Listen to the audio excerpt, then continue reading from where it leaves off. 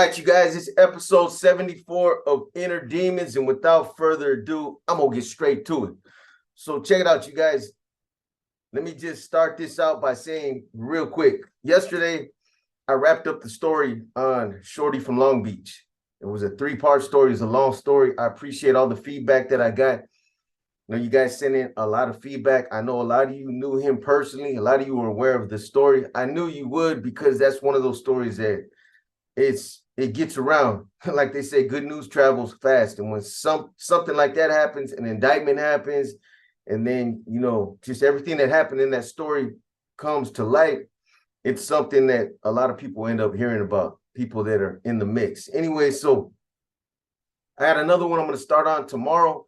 Another story I know you guys are going to like. I got a bunch more on deck, so I got you guys. For those of you that are in the comments saying, you know, keep doing it, keep telling those stories. Are you going to run out anytime soon? Don't trip. Don't trip. I got you. In the meantime, in between time, I want to get out an Inner Demons, because I know a lot of you have been waiting for the next episode, like always. So let me get straight into it. Episode 73. So I told you guys that at this point, I'm in Little Max. It's a small tier up on the third deck. I want to say it's in Third West. And, you know, there's two other max tiers right there. You got North Max, you got South Max, and, you know, they're tucked away in like in a corner. Basically, they're on top of where AdSeg was, except it's just up on the third deck, on the third floor. There's only 3 floors in the old jail, and then you got the new jail, which is it's a big jail. Anyways, and then you got Elmwood. So I'm in Little Max. I just moved up there, and I told you guys when I first got up there was an individual that was up there from Fresno. It was a nobody, just a family guy, just somebody that's trying to get through the jail, you know, fight his case and get up out of there. Wasn't into the politics, nothing like that. You know, there had been a couple other individuals I didn't even mention that slid through there, and, you know, they weren't even really important to mention. They came through. They were individuals that were on scrub status. They would come through, they would sleep all day, heavily medicated. I mean, just some straight bums. And then you had the youngster that I talked about in the last episode that had an identity crisis and, you know, was always confrontational. For the most part, the youngster was a good youngster. He kicked back for the most part and did his thing, but he's on medication. And I think that had an effect on, you know, I think it had an effect on him over time, because he would be cool, and then when he stopped taking his medication or he would take too much of it, then he started acting up. So no need for me to go back into everything that I talked about. You know, they try to stick that incident on me, that the murder that happened in the county jail, and that went nowhere. But still, they still try to hit me with it. Anyway, so fast forward, DB hits the county jail, Dancing Bear. Rudy Miramontes from San Jose. He's another NF member, longtime NF member, been around for a long time. Like I said, he's the type of NF member, you know, with all due respect to DB, he's the type of NF member that you look at him and you'd be like, no way, that dude, that guy's not NF member. He just doesn't have that look that, you know, you would think an NF member looks like. A big whip, you know what I mean? Yoked up, somebody that just has that stilo. Dancing Bear looked like Beetlejuice. I mean, on a good day, he looked like Beetlejuice. Hair always blown out, you know, short, fat, stubby cat, you know what I mean? Never worked out, but that was DB. That was Dancing Bear. He'd been around since the 80s. I want to say since like the early 80s he had been doing. He was in Quentin. I know he was in Quentin around 82, 83. So he'd been around. Anyway, told you guys he manipulated his way into Little Max so that he could shower over there. And it was a coordinated effort. He did that so that he could get over there and make contact with me. And the CO that actually moved him over there was a cool CO. And I'm going to talk about him later, because he'd end up getting caught up in something that happened on the tier. He looked out for me. Somebody else told on him, and they got him caught up in my bullshit. But this CO, he looked out. This is the same CO that I told you guys that he understood my situation. One day he just came on the tier, popped my door, walked in the cell, and was like, check it out, man. Whoop de whoop. You know what I mean? I know this, I know that. I've been, I know a little bit about your situation. He's like, man, trying to give me some good, advice, a little bit of guidance, man. He seen what I was going through up there. Anyways, so DB comes back there. We make contact. He communicates to me that he didn't know that I was there. They didn't know that I was going through the things that I was going through in the jail. They knew I was wrapped up. They knew I was in the county jail, but they had no idea that the situation was what it was. So, by the time he came over there to Little Max to make contact with me, I'm sure he had heard bits and pieces from the homies over there on the tier with them. I'm sure they sent some reports over from the new jail from the 4th floor. And, he had a little bit of it. But I told him, when we made contact, I told him, I'm like, look, bro, it's a messed up situation. I shouldn't even be over here. And I'm going to shoot you everything, check it out, screen it, go through everything, and get back at me. And which he said he would. He told me straight up, he's like, look, bro, I'm not going to blow no smoke up your ass. I'm not going to bullshit with you. I'm not going to try to play you out of pocket. I know, although we've never met, I've heard a lot of good shit about you. I know you're a good brother. I'm going to do what I can for you. I'm going to look through everything.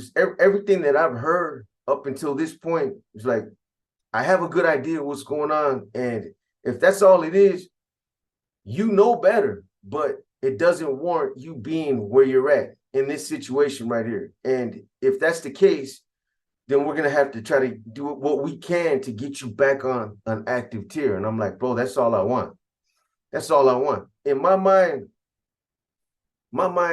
again, I hadn't done nothing wrong. I was trying to pacify my girl. She was dying. Now, if the organization felt that warranted my removal because I was trying to comfort her, or because, I'm not trying to sugarcoat it, because I said what I said. I said the things that I said on the phone to comfort her, then I guess I had that issue coming. And if that was the case, then I was willing to go out there and take my licks.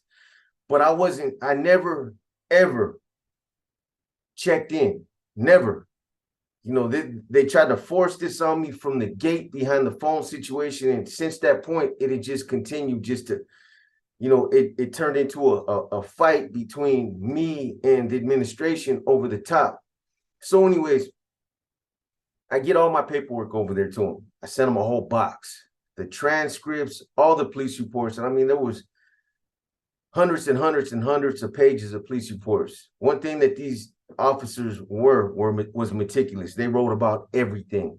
And I'm talking about, there was just a lot of paperwork. So, I sent the reports over there, phone calls, everything I had.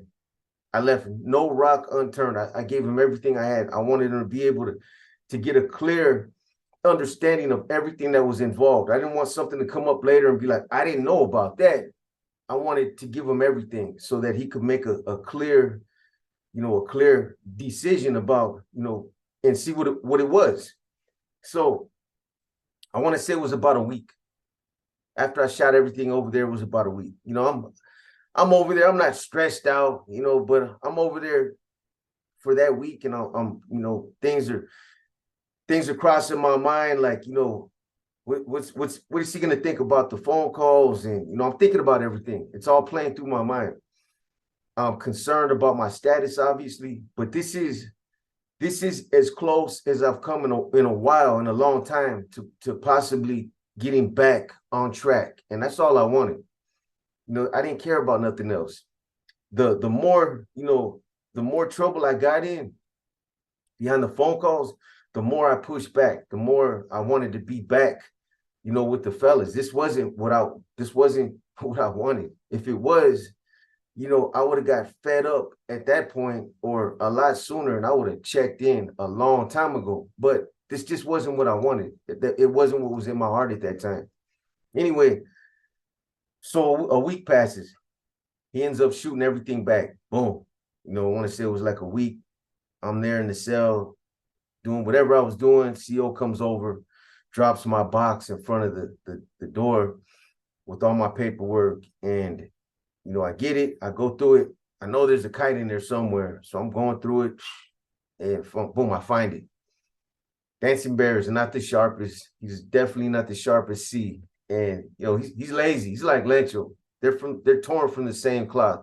Although out of the two, Dancing Bear, all personal feelings aside, he's a cool cat. Even though he looked like Beetlejuice, even though he's a funny style mother fofo, he was a cool cat, so he gets back at me, big old kite.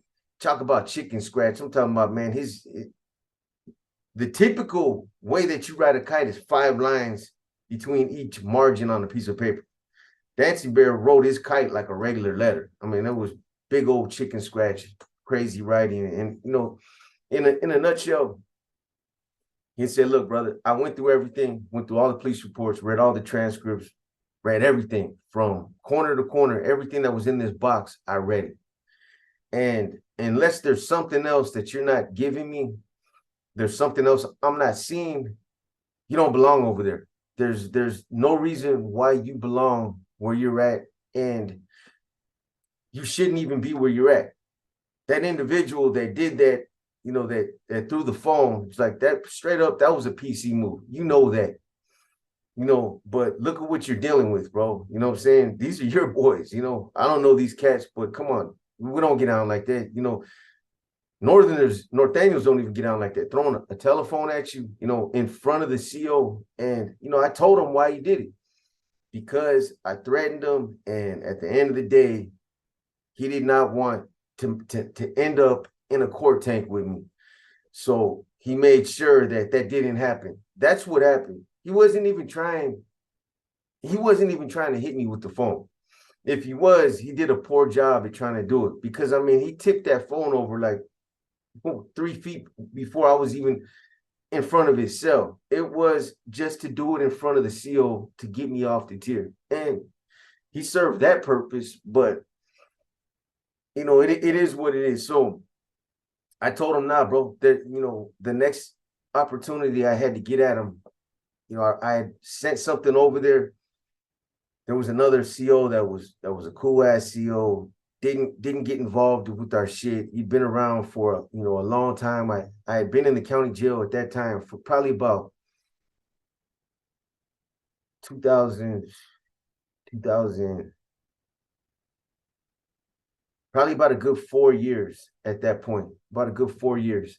So this was a CO that I had known. He had worked on different tiers.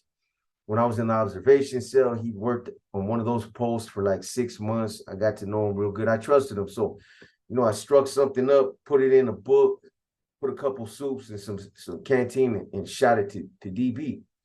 So, I told him, nah, there's nothing else. I've literally given you every document, every piece of paper, every court, the what do you call those when you first go to the criminal complaints?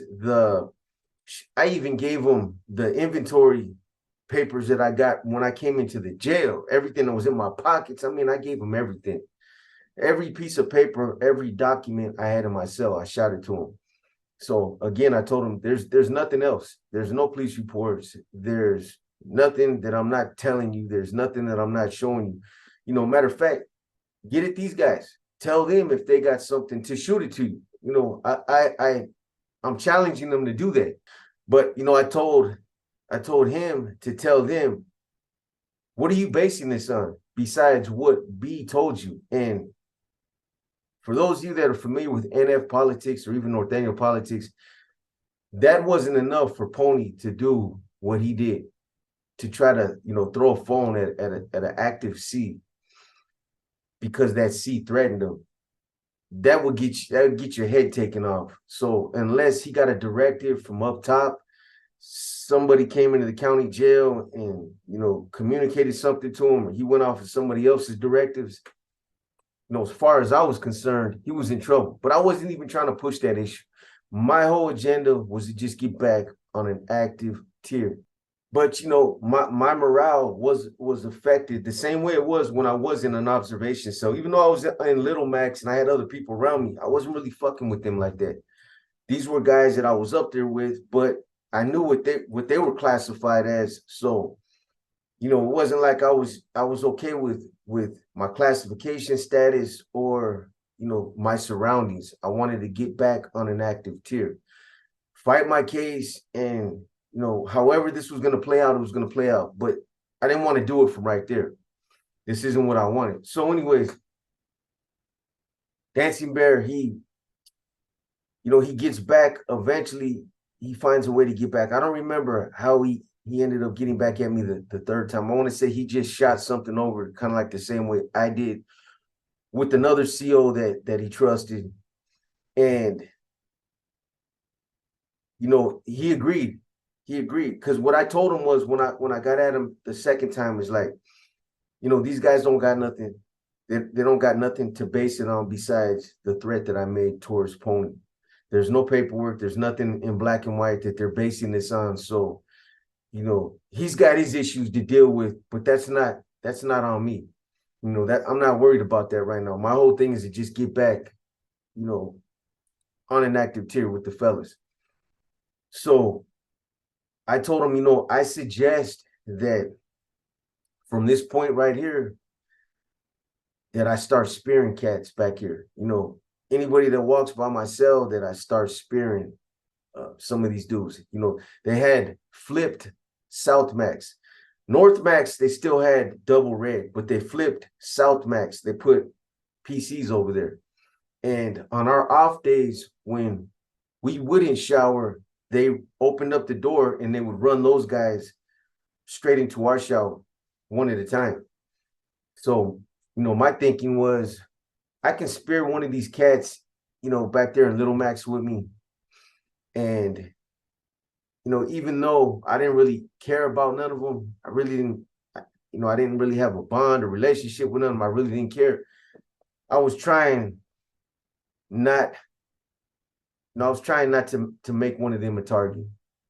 I figured if I could get one of these cats from North Max or South Max, that, you know, that's what I was going to do. So when I got back to Dancing Bear and I told him, you know, I suggest that I start sparing cats. And, you know, from that point on, I think I should just keep pushing, you know, because once it starts, I'm going to have to keep it, I'm going to have to keep pushing, you know, because I spared somebody, they're probably going to put me in an observation cell. From that point, I should just keep fighting. Every time they push the brown top issue, you know, I'm just going to keep fighting.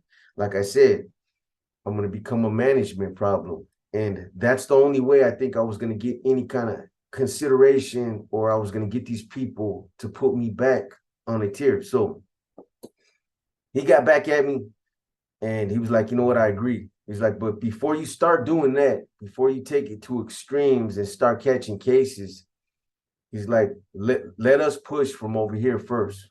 You know, classification had a habit of, the gang intel officers, they had a habit of walking the tiers. They walked the tiers at least twice a week in the jail. Every tier, every PC tier and every active tier. They would just walk the tier and, you know, see if they could strike up conversations with cats, just try to get a feel of you know, the atmosphere. That's what they would do. They'd walk on, you know, when I was on the active tiers, they would walk on the tier and just kind of just like try to strike up a conversation with somebody, you know, how long you been back here? You know, how much time you got left? That's what they would do. Just to, you know, they had their feelers out. So they knew, Dancing Bear knew that they'd be walking the tier like they normally did twice a week. And when they walked the tier, he told me that they were gonna push over there. He was over there with Smiley from San Jose, Davo from San Jose from Brotherhood. I can't remember who else was over there, but there was a couple hermanos over there, and he was gonna also have them push as well. Hey, Mendoza over there, Boxer, you guys need to put him on the tier. You know, what you guys are doing to him is fucked up. He don't belong over there. You guys need to bring him back on it, you know, over here with us. So I agreed, and I agreed to, push from my end. So that's what we started doing. The first day classification came up. I remember it was Paul Cobb and Herbie Delacruz. Those were the classification officers there at that time. And, they came back there in Little Max. And when they came back to walk through, I rushed up on the gate and I said, check this out, Cobb, Delacruz, look, man, you guys know my situation. You guys know I'm not trying to be classified like this.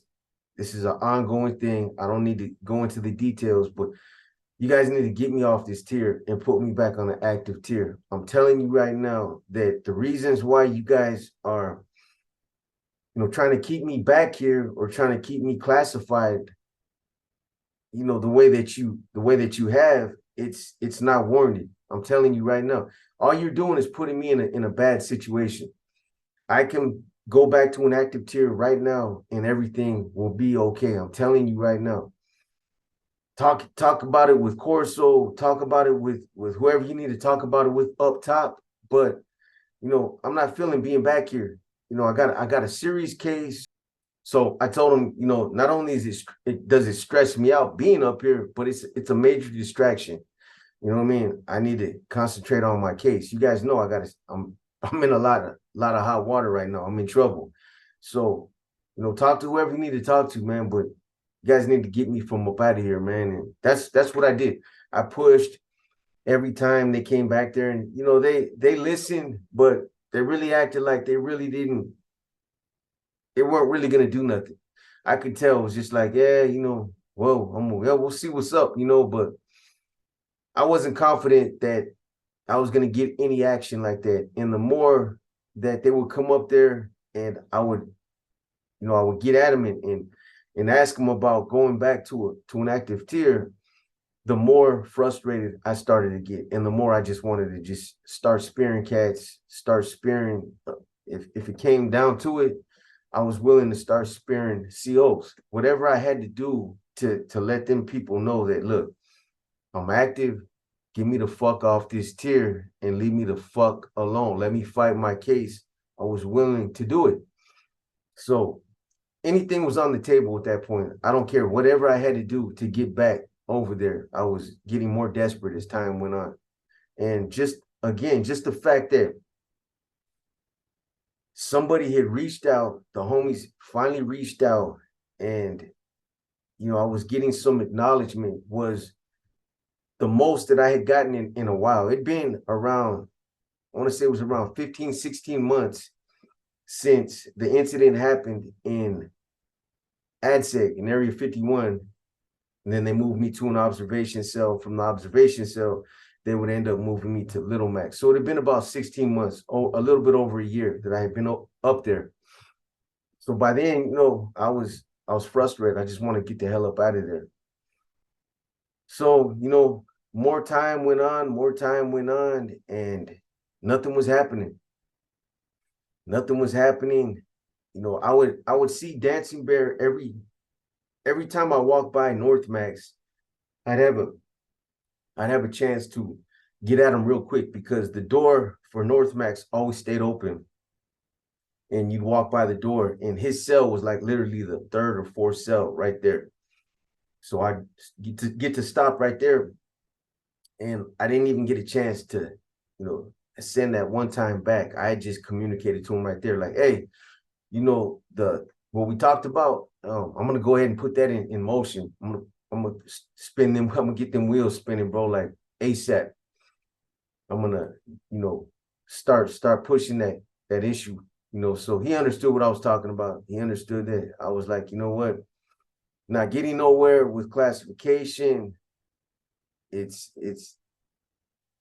I've been trying to push and go that route, but they're not giving me no action. So I'm gonna go ahead and take it to an extreme now, so that's what I did. That's what I would start doing. I had one good piece of steel that was a good piece of stock for an arrow tip. It was perfect. It wouldn't have made a good pedazo because it was too small. It was only about that big. Even if you were to hold it, make a even if you were to make a, a handle for it and hold it like that, it was too small. But for an arrow tip, it was perfect.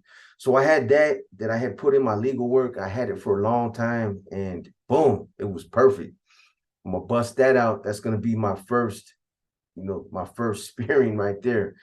I'm gonna use that. And I also had I had another little smaller piece of metal that I was gonna use as a tip as well. That one was I was just gonna roll that real tight in paper, make sure that it was nice and straight. It was kind of like one would say it was like a real thick paper clip. It's kind of like a paper clip, but it was thicker. I don't know what it was, but it was a small piece of metal, and it was straight.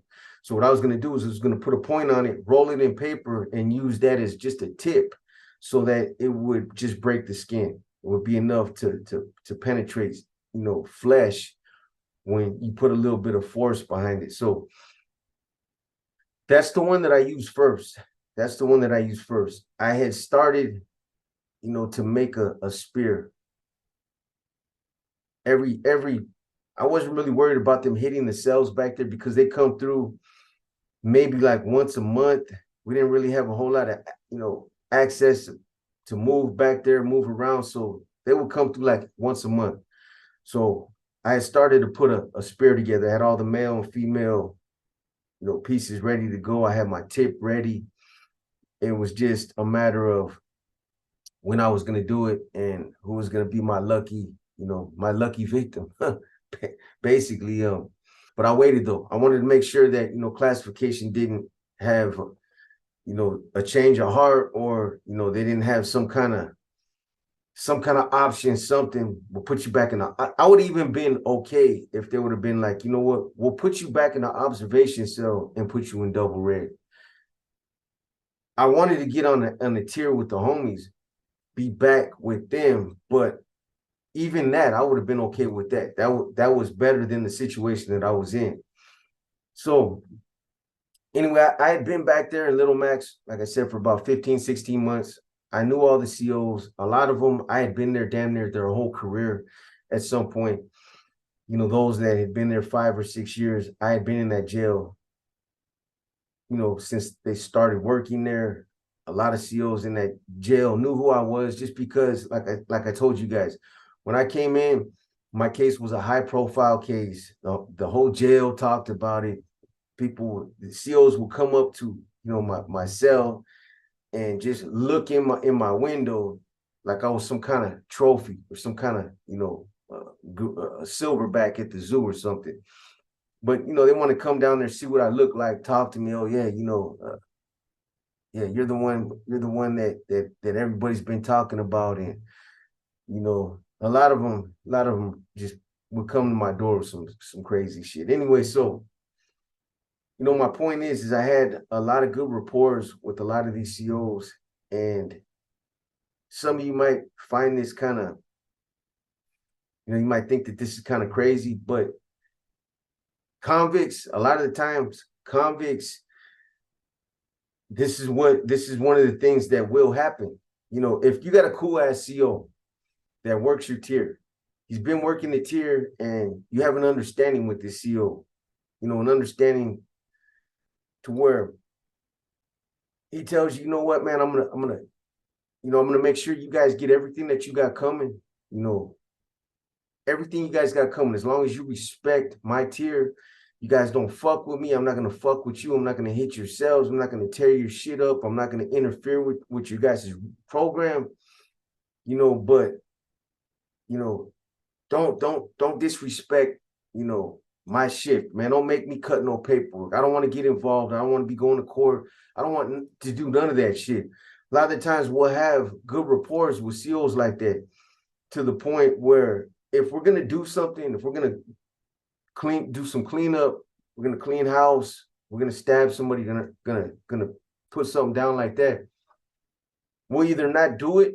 when they're working out of respect for them, or, I've had a good relationship with some of them where, the trust was it was to the point to where I would tell him straight up, hey, I'm giving you the respect of letting you know that I'm gonna take care of something tonight. I'm gonna handle my business, and I'm just giving you a heads up because I don't want to disrespect you, and I don't want you to think that just acting like a fool on this tier. You already know how I program, and that's not me. So that's what I did. There was a CO that the same CO, as a matter of fact, that walked Dancing Bear over to the shower. He was cool. Older dude, been around for a long time, probably like 20 years. He's been working in the Santa Clara County Jail. And it's always these veteran officers, the older ones that been around for a long time, that I had a lot of, those are the ones that I clicked with. Those are the ones that I had a lot of respect for. And, he was one of them. He was one that understood our politics, understood what was going on. He had a clear understanding of what was happening in the jail. He stood up to date with everything that was going on. So, when he came to work one night, I had already hooked the spear up. I had everything put together. I had the tip on it. I got the phone. I had my tray slot open, cocked, ready to go. I was ready to go. All I'm waiting for now is for them to walk my victim straight up in there and hand deliver them to me. And, the rest is history. So I'm pumped up now. I'm ready, man. I'm like, when this cat comes through, and I already had a target. It was this one cat that used to run his mouth over there all the time. Not to me, but I used to just hear him on the tier running his mouth. And it was like he was like in my ear. I was over there in Little Max across the hall, but this dude, all he did is talk shit. And, he thought he was somebody, but he was a scrub. Anyway, that was my target. He was the one that I picked. I was like, I'm gonna get that fool. Hopefully they bring him over here because they would bring one to their shower, and then they would skip us. The next cell would be, they would run him over there, Little Max. So it was just a matter of seeing if they brought him over that night. So I'm over there, I'm waiting, pumped up, and this is where I'm gonna end up putting this one to an end for right now. I'm gonna go ahead and do it to you guys. I gotta do it, man. I'm gonna keep this one short because obviously, what happens next. I want to make that the next episode. I don't want to go through this too quick. I don't want to run through it too quick. I want to make sure that, I break this up the way I want to break it up, and that these thumbnails that I have ready to go fit the story. And the next thumbnail is obviously it fits what's going to happen next. I'm sure a lot of you can figure that out. Anyways, the situation that happened with the youngster, I wouldn't hear nothing else about that for a while. I mean, it was something that was talked about in the jail, but as far as like, them putting a case on me, actually charging me with it, none of that ever happened. But, if you guys were able to pause the last episode, I believe I put a picture of the newspaper article in there, and you guys can see that even though that it didn't name me as one of the individuals that they claim was responsible for that homicide, it identified Joshua Joseph as being an NF member, and that was wrong. It said that, that this youngster had angered a former NF member, and that basically Joseph Joshua was also affiliated with that gang, but that the other individual, which was me, who was a former member of the Nuestra Familia, it says it in that article, and was a powerful individual. He's the reason why, they were saying, it said I was the reason why that happened to him. But, if you guys compose it, check it out, read that article. I might even just go ahead and put it in this video right here. Matter of fact, that's what I'm going to do. So if you're watching this right now, it should be up on the screen right now. Pause it and read it. Because I put it on the thumbnail, but you can't really see the part that I'm talking about. It's blocked. Anyways, I know you guys, there's some of you, there's one in particular that's always saying it, man. Damn, B, every time you say it, man, I dread those words when you say, hey, I'm going to go ahead and this is a good place to go ahead and stop, cut this one short. I know you dread it, my boy, but man, I got to do it. I know you don't want me to run through this too fast, to get through these episodes too fast, and then Inner Demons is done. If you're wondering, I still have quite a ways to go. I mean, I was gonna run this up until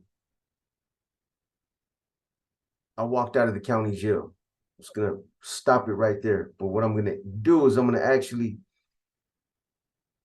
gonna go to up until the date, but I'm gonna go a little bit into after I got out, what that consisted of, what I was doing when I first got out and all that good stuff, just to keep the series going a little bit longer. Anyways, with that being said, let me just say this. So anyways, I'll probably put something in the community that will announce this a little bit more in detail. But just so you guys know, I told you that doing that interview in Insider, I knew it might open up some doors, and other people would start reaching out. I've said it before.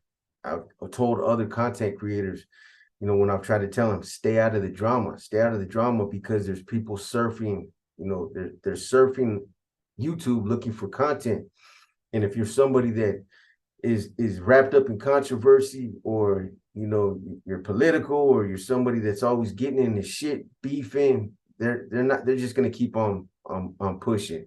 They're not even going to mess with you. But you got scouts, people that are looking for content. You got people that want to have you on their platforms, and these are bigger platforms. Well, Vlad TV reached out to me, and I'll be doing that interview next month in September. So I'll put something in the community. I'll mention it again a little bit more in detail, but that's going to happen next month. So more doors are opening. I'm sure that'll also give the channel another boost. Again, I appreciate everybody that's been dropping comments. Keep the comments coming. It helps the algorithm. Keep the constructive criticism coming. Whatever you want to say it. I don't care. Put it in the comments. The negativity, I could do without it, but if that's what you want to do, that's how you want to, that's how you want to spend your time, pushing a lot of negativity in the comments. That's okay. I'll take the view, and I'll take the negativity. But you're just making yourself look kind of funny style. Anyways, with that being said, I'm gonna go ahead and cut this one short. I'll probably do a live over the weekend, and I'll get a little bit more into the Vlad announcement then. I'll probably put something in the community either tonight or tomorrow. We got more chapters coming out. I got another Mexican Mafia video coming out tomorrow. You guys will like that one. It's a new one. I'm glad, that I was able to get through the Sporty from Long Beach story. Again, it was a long story. There's a lot of different moving parts in that story, a lot of different people that were involved, but the feedback, the comments that I got it created a lot of dialogue. There was a lot of different things that were happening with F Troop, with Santa Anita, with, other hoods being defunct, people being from this hood or that hood, or this individual, being a C or not being a C. It created a lot of dialogue, and it was a good thing. So keep the comments coming. Anyways, with that being said, I hope you guys enjoy this episode. I'll be back with another one, if not tomorrow, the following day. But tomorrow I will be back with a Mexican Mafia video. With that said, this your boy B, and I'm out.